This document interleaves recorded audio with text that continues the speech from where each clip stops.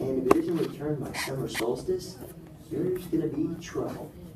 When you came, I was hoping, Athena can get along with just about anybody, except for Ares. And of course she's got the rivalry with Poseidon. But aside from that, I thought we could work together. I thought you might know something. I shook my head. I wished I could help her, but I felt too hungry and tired and mentally overloaded to ask any more questions.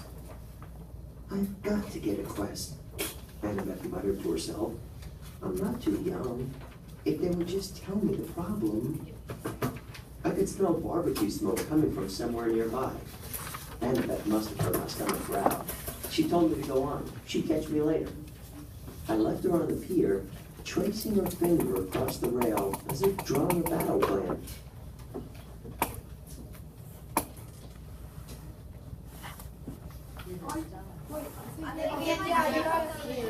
You broke it. I'm playing games. Okay, get to the next season.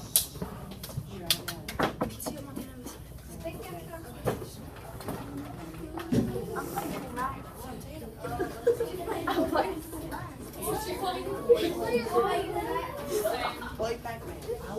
That's scary thing.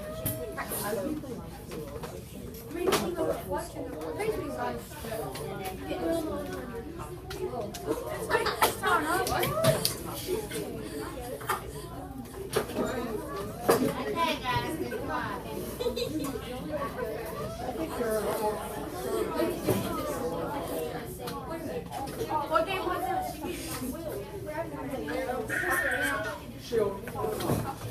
Anyway. Instant decapitation of water.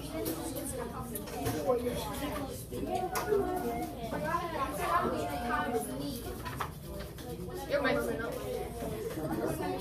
The ruins of my shredded armor, my chest, my knee, and left. That ain't it. And I knew I was still.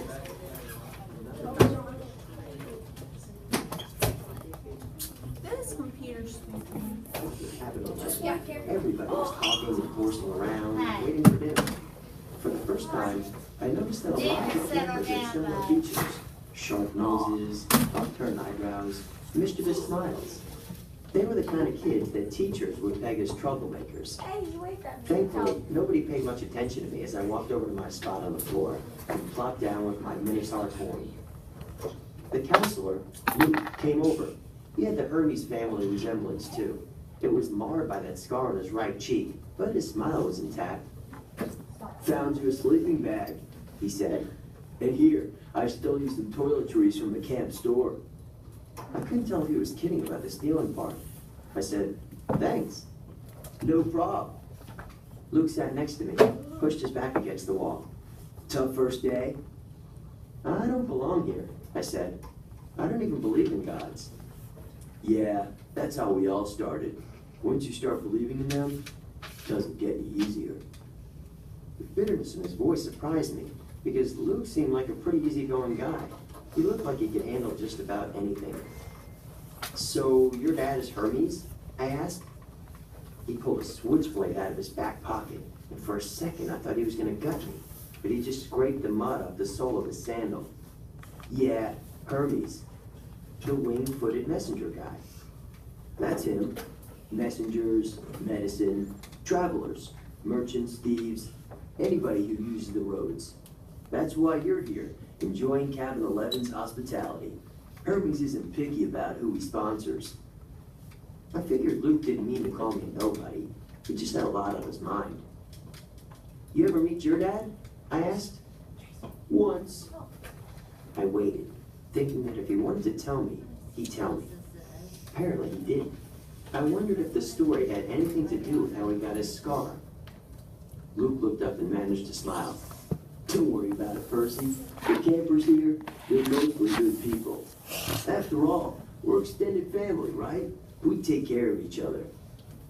He seemed to understand how lost I felt, and I was grateful for that because an older guy like him, even if he was a counselor, should have steered clear of an uncool middle schooler like me. Luke had welcomed me into the cabin. He'd even stolen me some toiletries, which was the nicest thing anybody had done for me all day. I decided to ask him my last big question, the one that's been bothering me all afternoon. Clarice from Aries was joking about me being Big Three material. Then Annabeth, twice, she said I might be the one. She said I should talk to the Oracle. What was that all about? Luke folded his knife. I hate prophecies. What do you mean? His face twitched around the scar. Let's just say, I messed things up for everybody else. The last 2 years, ever since my trip to the Garden of the Hesperides went sour, Chiron hasn't allowed any more quests. Annabeth's been dying to get out into the world. She pestered Chiron so much, he finally told her he already knew her fate.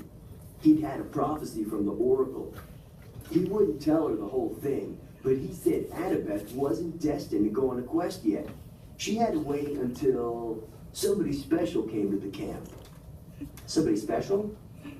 Don't worry about it, kid, Luke said. Annabeth wants to think every new camper who comes through here is the omen she's been waiting for. Now come on, it's dinner time. The moment he said it, a horn blew in the distance. Somehow, I knew it was a conch shell, even though I'd never heard one before. Luke yelled, "Beloved, fall in!" The whole cabin, about 20 of us, filed into the commons yard. We lined up in order of seniority, so of course I was dead last. Campers came from the other cabins too, except for the 3 empty cabins at the end, and cabin 8, which had looked normal in the daytime, but was now starting to glow silver as the sun went down. We marched up the hill to the mess hall pavilion. Satyrs joined us from the meadow. Naiads emerged from the canoeing lake. A few other girls came out of the woods, and when I say out of the woods, I mean straight out of the woods. I saw one girl, about 9 or 10 years old, melt from the side of a maple tree and come skipping up the hill. In all, there were maybe 100 campers, a few dozen satyrs, and a dozen assorted wood nymphs and naiads. At the pavilion, torches blazed around the marble columns. A central fire burned in a bronze brazier the size of a bathtub. Each cabin had its